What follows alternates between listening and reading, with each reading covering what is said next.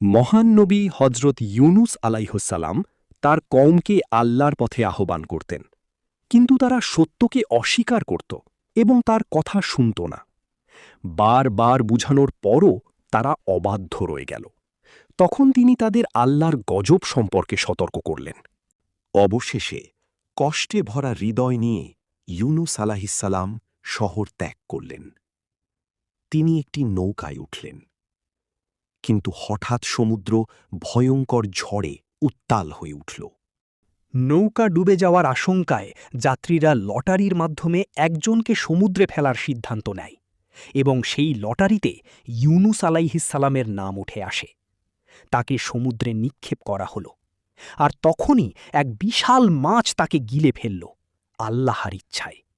অন্ধকার মাছের পেটের ভিতর ইউনুস আলাইহিসসালাম আল্লাহর কাছে ক্ষমা প্রার্থনা করলেন, লা ইলাহা ইল্লা আন্তা সুবহানাকা ইন্নী কুনতু মিনাজ জলিমিন।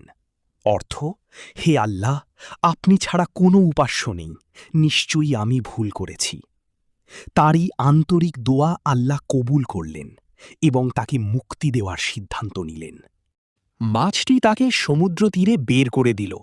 তিনি তখন দুর্বল ও অসুস্থ ছিলেন।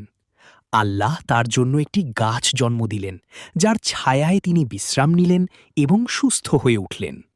শেষে তিনি তওবা করল এবং আল্লাহর পথে ফিরে এলো।